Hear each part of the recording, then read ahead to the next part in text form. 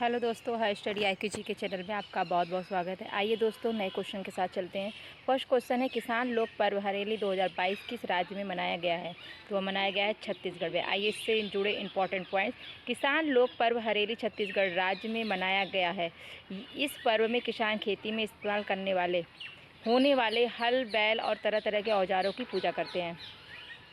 आइए कुछ 5 टॉप त्योहारों के नाम बताते हैं। जैसे मेदाराम जतारा महोत्सव जो 2022 है तेलंगाना में मनाया गया। त्रिशूर पूरम उत्सव जो केरल में, लोसांग महोत्सव 2022 सिक्किम, लोसर महोत्सव लद्दाख में और गणगौर महोत्सव जो है राजस्थान में मनाया गया। आइए नेक्स्ट क्वेश्चन की तरफ चलते हैं। जैसे कि सेकंड क्वेश्चन है, भारतीय नौसेना में पहला स्वदेशी विमान वाहक पोत INC विक्रांत 28 शामिल किया गया है। इस पोत का निर्माण किस कंपनी ने किया था? इस पोत का जो निर्माण है वो कोचिन शिपयार्ड लिमिटेड ने किया है। इससे जुड़े कुछ इंपॉर्टेंट पॉइंट्स है। स्वदेशी विमान वाहक पोत INS विक्रांत 28 भारत में बनाया गया अब तक का सबसे बड़ा युद्ध पोत है। इस पोत को करीब 20,000 करोड़ रुपए की लागत से निर्मित किया गया है। और कुछ पॉइंट है, यह 262 मीटर लंबा और 62 मीटर चौड़ा है, इसमें 30 लड़ाकू विमान और हेलीकॉप्टर ले जाने की क्षमता है। इसे 88 मेगावाट बिजली की कुल 4 गैस टर्बाइन्स द्वारा संचालित किया जाएगा। इंडियन नेवी भारतीय नौसेना के बारे में बताया। जैसे मुख्यालय इसकी नई दिल्ली। नौसेना दिवस जो मनाया जाता है 4 दिसंबर को मनाया जाता है। नौसेना प्रमुख जो है वो है R हरि कुमार।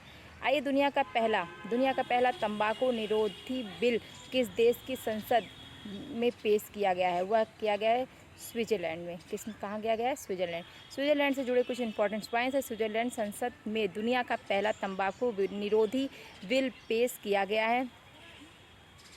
इस बिल में तंबाकू से बने उत्पाद जैसे सिगरेट को खरीदने की उम्र, इन्हें कहाँ बेचा जाएगा, निकोटीन की मात्रा कितनी होगी, तंबाकू कंपनियों के नियम और स्मोक फ्री जनरेशन बनाने की बात कही गई है। आइए कुछ और नेक्स्ट क्वेश्चन की तरफ चलते हैं। अंतर्राष्ट्रीय बाघ दिवस 2022 कब मनाया गया है? वह मनाया गया है 29 जुलाई को। कब मनाया गया है? 29 जुलाई को। आइए इससे जुड़े कुछ इंपॉर्टेंट पॉइंट्स बताते हैं। हर साल 29 जुलाई को अंतर्राष्ट्रीय बाघ दिवस मनाया जाता है। इस दिवस को मनाने का मुख्य उद्देश्य वैश्विक स्तर पर बाघों के संरक्षण और उनकी लुप्त प्राय को हो रही प्रजाति को बचाने के लिए जागरूक फैलाना है। आइए नेक्स्ट क्वेश्चन की तरफ चलते हैं।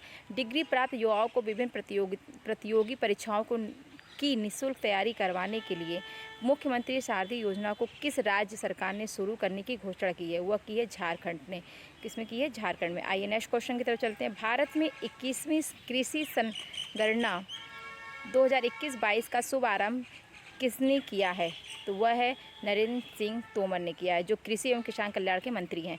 आइए इंपॉर्टेंट पॉइंट्स इससे जुड़े। यह संगणना विश्व कृषि कार्यक्रम के भाग के रूप में प्रत्येक 5 वर्ष में आयोजित की जाती है और इस कार्यक्रम के तहत भारत में परिचालन जोतों की कृषि अर्थव्यवस्था के महत्वपूर्ण पहलुओं पर बुनियादी डेटा एकत्र किया जाता है। आइए नेक्स्ट पॉइंट है, यह संगणना में पहली बार कृषि सेंस के लिए डाटा संग्रह स्मार्टफोन और टैबलेट पर की जाएगी, जिससे आंकड़ों के संग्रहण में तेजी आएगी, जो भारत जैसे विशाल और कृषि प्रधान देश में व्यापक लाभ प्रदान करने में सहायक होगी। आइए नेक्स्ट क्वेश्चन की तरफ चलते हैं। बच्चों के पोषण की कमी को दूर करने के लिए सरकारी प्राथमिक विद्यालयों में मुख्यमंत्री नाश्ता योजना को किस राज्य सरकार ने शुरू किया है? तो वह राज्य सरकार ने शुरू किया है तमिलनाडु ने। आइए इससे जुड़े कुछ इंपॉर्टेंट पॉइंट्स।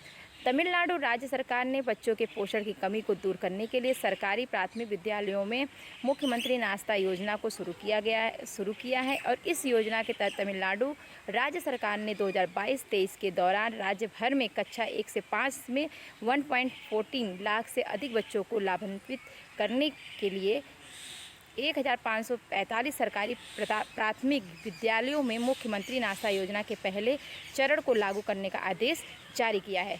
आइए नेक्स्ट कुछ पॉइंट्स हैं तमिलनाडु से जुड़े। केंद्र सरकार ने प्रमुख स्मार्ट सिटी मिशन के तहत धन की उपयोग करने के मामले में कौन सा राज्य शीर्ष स्थान पर रहा है?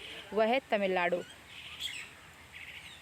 8 साल तक के सभी बच्चों को बेहतर शिक्षा प्रदान करने के लिए एनम एसुधम नामक योजना को किस राज्य ने सरकार किया? ये भी तमिलनाडु ने शुरू किया है। किस राज्य सरकार ने कॉलेज के छात्रों के लिए नालया धीरन नामक कौशल कार्यक्रम शुरू किया है? वो भी तमिलनाडु ने शुरू किया है। और नजरायण टैंक को किस राज्य का 17वां पक्षी अभयारण्य घोषित किया गया है? वह है तमिलनाडु। तमिलनाडु ने बहुत सारी चीज़ें योजनाएं घोषित की गई है, जो बहुत ही अच्छी बात है। और नेक्स्ट है जो केंद्र सरकार द्वारा मछुआरों की आजीविका में सुधार करने के लिए भारत का पहला समुद्र शैवाल पार्क कहाँ खोला गया है या खोला जाएगा, तो वह तमिलनाडु। आइए कुछ इंपॉर्टेंट नेक्स्ट क्वेश्चन की तरफ चलते हैं। इंग्लैंड के लिसेटर क्रिकेट ग्राउंड का नाम भारत के किस महान क्रिकेटर के नाम पर रखा जाएगा? वो है सुनील गावस्कर। किसके नाम पर रखा जाएगा? सुनील गावस्कर। आइए इंपॉर्टेंट पॉइंट्स से जुड़े। इंग्लैंड के लिसेस्टर क्रिकेट ग्राउंड का नाम भारत के महान क्रिकेटर सुनील गावस्कर के नाम पर रखा गया है। इसके साथ सुनील गावस्कर ऐसे पहले भारतीय क्रिकेटर होंगे जिनके नाम पर इंग्लैंड में क्रिकेट स्टेडियम पर रखा जाएगा। आइए नेक्स्ट क्वेश्चन की तरफ। भारतीय भाषा प्रौद्योगिकी को बढ़ावा देने के लिए किस प्रौद्योगिकी संस्थान ने AI4 भारत में नीले कड़ी केंद्र को लॉन्च किया है? तो वो लॉन्च किया है IIT मद्रास। आइए इंपॉर्टेंट पॉइंट्स बताते हैं। भारतीय प्रौद्योगिकी संस्थान मद्रास ने भारतीय भाषा प्रौद्योगिकी की स्थिति को आगे बढ़ाने और सामाजिक प्रभाव पैदा करने की दृष्टि से AI4 भारत में नीले कड़ी केंद्र की शुरुआत की है। और AI4 भारत इंजीनियरों डोमेन विशेषज्ञों, नीति निर्माताओं और शिक्षाविदों का एक गैर लाभकारी खुला स्रोत समुदाय है, जो सभी भारत की महत्वपूर्ण सामाजिक, आर्थिक और पर्यावरणीय चुनौतियों को हल करने के लिए AI समाधान बनाने में सहयोग कर रहे हैं।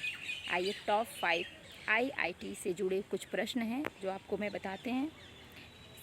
किस संस्थान ने जाति जागरूकता पर अनिवार्य पाठ्यक्रम शुरू करने की घोषणा की है? तो वह है भारतीय प्रौद्योगिकी संस्थान, जो मुंबई है, जो संस्था मुंबई में है। इतिहास में पहली बार देश से बाहर किस देश में भारतीय प्रौद्योगिकी संस्थान की स्थापना की जाएगी? संयुक्त अरब अमीरात। दुनिया का सबसे छोटा पहनने योग्य वायु शोधक नासु 95 को किस संस्थान ने लॉन्च किया है? वो है नैनोक्लीन ग्लोबल। फसलों को बैक्टीरिया और फंगल बीमारियों से बचाने के लिए बायोडिग्रेडेबल नैनो पार्टिकल को किस संस्थान ने संशोधनकर्ता ने विकसित किया है? वह है भारतीय प्रौद्योगिकी संस्था। किस संस्थान के शोधकर्ताओं ने भारत का पहला स्वदेशी पॉलीसेंट्रिक कृत्रिम घुटना कदम को विकसित किया है? वह है भारतीय प्रौद्योगिकी संस्थान, जो मद्रास है। आइए नेक्स्ट और लास्ट क्वेश्चन की तरफ। किस विद्वान को भारतीय सांस्कृतिक संबंध परिषद के लिए विशिष्ट इंडोलॉजिस्ट पुरस्कार 2021 से सम्मानित किया गया है? तो वह किया गया है जेफरी आर्मस्ट्रांग को। किसको सम्मानित किया गया है? जेफरी आर्मस्ट्रांग को। आइए इसी प्रकार से हमारे सारे क्वेश्चन खत्म होते हैं दोस्तों। हमारे चैनल को लाइक, सब्सक्राइब और शेयर जरूर करिएगा। बाय दोस्तों, कल फिर मिलते हैं नए क्वेश्चन के साथ।